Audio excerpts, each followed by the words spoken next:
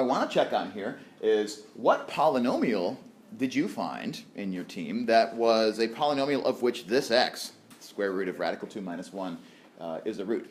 So what was your p of x that you ended up working with here? Because I saw a few different ones when I was walking around. Yeah. X to the fourth plus 2x squared minus 1. Plus 2x squared minus 1. Okay. Did other groups have other polynomials for this? What did you have?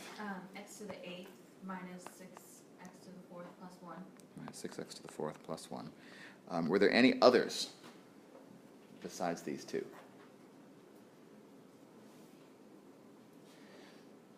So the good news is that it's possible for both of you to be right, right?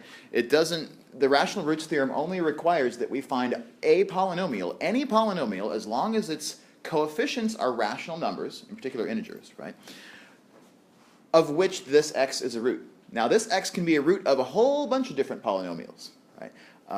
We can always check by plugging it in to see whether it's a root of, let's say, one or the other of these. But it's possible for these both to be right. I can't vouch because I haven't done the algebra to check on this polynomial over here. But if it's true that both of them were right, one of the things you find out in abstract algebra is that the polynomial on the left would be a factor of the polynomial on the right. If that were true, then anything which was a root of this polynomial will also be a root of that polynomial. Right? But this one may have roots that this one doesn't.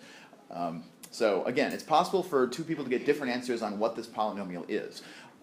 Let's go through the motions real quickly of how, let's take, well actually I'm interested in the x to the 8th one for a minute. How did you get the process started for arriving at that 8th degree polynomial? Great, so let's take a look at the process. We started with this thing we didn't know what x was, right? We just knew it was this iterated radical. And so the process is to try and peel the radicals off to discover the whole number coefficient polynomial of which, sorry, not a whole number coefficient polynomial of which x is a solution.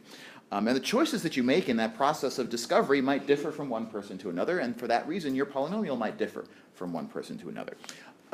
So you chose to square to get rid of the first big radical, and then square one more time. So you raise this equation to the 4th power. And then you've got square root of 2 minus 1, the quantity squared, which then you had to distribute out, then move this 3, and then distribute out one more time. You got an 8th degree polynomial, of which this is a solution. And I don't see a problem with this process, right? So if that's the way that you did it, how about this one on the left? So how do you get this one that's simpler? What choices did you make differently in the algebra to get there? Yeah, after we squared. The difference that gave you the 4th degree polynomial and you the 8th degree polynomial is just the difference of when do we move this one over, when do we move this sort of integer from one side of the equation to the other. You waited one more step and ended up paying a little bit of a price in complexity. But the good news is, this number x really is a root of both of these polynomials, which actually implies in abstract algebra that it's true that the former is in fact a factor of the latter. So if we knew how to factor this polynomial x to the 8th minus 6x to the 4th plus 1, which I don't know if I do know how to factor that, but if we did know how to factor it, then this would be one of its factors. And you could use polynomial long division to find out what the other factor that goes with it is. In abstract algebra, we would call this polynomial not irreducible for that reason. We call it reducible because it actually has a smaller factor that is still interesting. Whether this is an irreducible polynomial is another question, but I think I can guarantee that the answer for that is yes.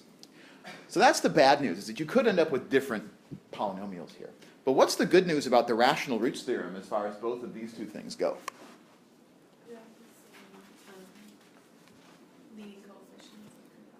That's right. As far as the rational roots theorem is concerned, we only look at the leading coefficient, which is 1 for both of these polynomials, as well as the constant coefficient, which is some version of 1 for both of these as well. So all the steps that come after this, no matter whether you have the polynomial on the left or the one on the right, are going to look identical. And if we can rule out the fact that any factor of this divided by any factor of that may be a solution of these equations, if we can rule that out completely, then that means that any number which is a root cannot be rational. And that's how you then are ending up proceeding from here.